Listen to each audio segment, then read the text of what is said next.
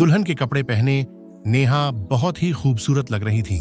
गोरा रंग, बड़ी बड़ी आंखें, गुलाबी होंठ, मासूमियत ऐसी कि जो देखे वो देखता ही रह जाए। आज ही उसकी शादी हुई थी मुंबई के सबसे बड़े बिजनेसमैन अर्जुन मेहता से, पर नेहा के चेहरे पर कोई खुशी के भाव नहीं थे। अर्जुन मेहता एक बहुत ही सुंदर 30 साल का बिजनेसमैन था। वो इतना स्मार्ट था कि लड़के उसकी खूबसूरत बॉडी और लुक को देखकर जलते थे। लोग तो अक्सर अर्जुन से ये भी कहते थे कि आपको तो मूवी में काम करना चाहिए, कहां आप इस बिजनेस लाइन में आ गए। अर्जुन अपने सख्त मिजाज के लिए जाना जाता था। कोई भी उससे नजरें मिलाने की कोशिश नहीं करता था। अगर कोई उसके रास्ते में आता तो अर्जुन उसे बर्बाद करके रख देता था। अर्जुन उसे अपने घर ले आया जहां कोई उसके स्वागत के लिए नहीं था। अर्जुन ने नेहा से कहा, उम्मीद है कि तुम्हें अपना कॉन्ट्रैक्ट याद होगा।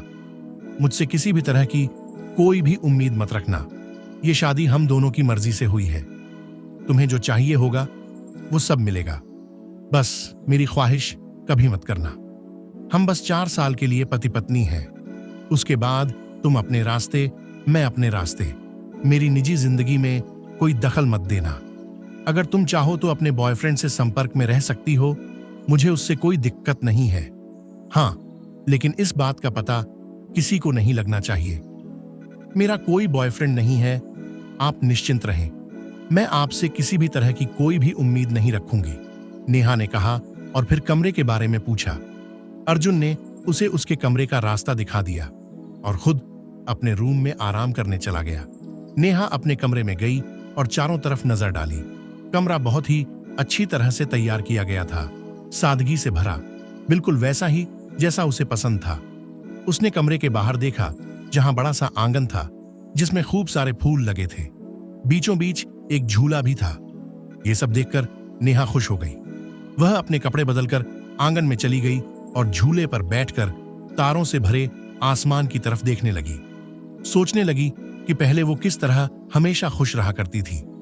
उसके कुछ सपने थे जिन्हें वो पूरा करना चाहती थी, लेकिन उस घटना के बाद उसकी जिंदगी बदल गई और उसे इस समझौते की शादी करनी पड़ी। बीती बातों को याद करते हुए उसकी आंखों से आंसू निकल पड़े। वो चांद को देखती रही और झूले पर ही सो गई। सुबह हो गई। अर्जुन ऑफिस जाने के लिए तैयार हो चुका था। जाते समय जब आंगन के सामने से गुजरा तो उसने सोती हुई नेहा को देखा।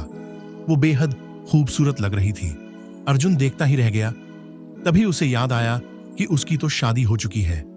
अगर वो उसे ना देखता तो शायद भूल ही जाता। उसने कदम रोक लिए और फिर ऑफिस चला गया। नेहा उठी तो देखा कि काफी देर तक सोती रही।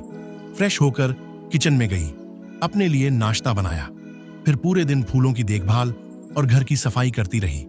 शाम तक सब काम निपटाकर उसने खाना बनाया और अर्जुन का इंतजार करने लगी। 2 घंटे बाद दरवाजा खुला। नेहा ने देखा कि अर्जुन के साथ एक लड़की है।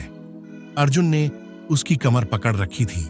वो लड़की थी काव्या, अर्जुन की पर्सनल सेक्रेटरी। खूबसूरत लेकिन बहुत घमंडी। काव्या हंसते हुए बोली, ये क्या अर्जुन, देखो तो तुम्हारी बीवी तुम्हारे लिए खाना बनाकर इंतजार कर रही है। लगता है ये भूल गई है कि ये तुम्हारी असली पत्नी नहीं है। फिर वो नेहा की आंखों में देखते हुए बोली, अपनी औकात मत भूलना। अपनी खूबसूरती का फायदा उठाने की कोशिश मत करना। अर्जुन सिर्फ मेरा है, सिर्फ मेरा, समझी? आइंदा अर्जुन के करीब आने की कोशिश मत करना।